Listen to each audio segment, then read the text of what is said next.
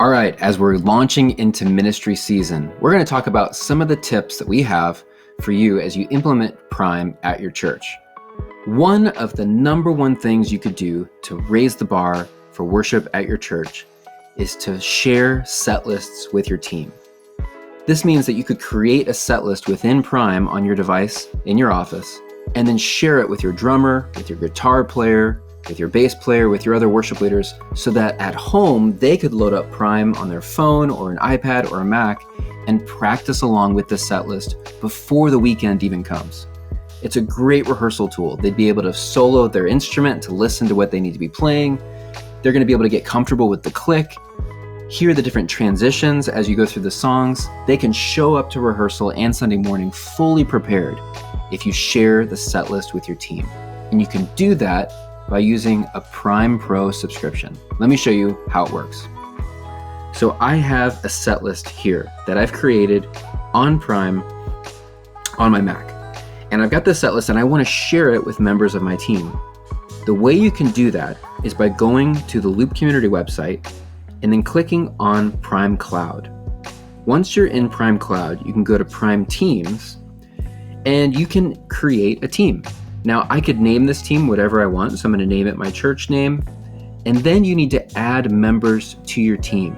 And there's multiple ways to do this.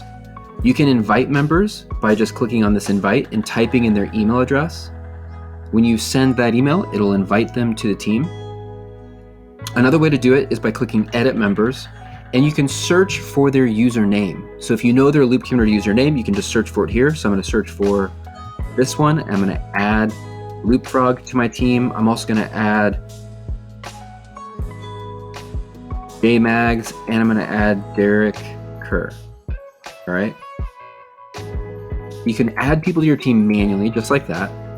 Now I have 10 seats on my plan. You can buy different plans to add more seats.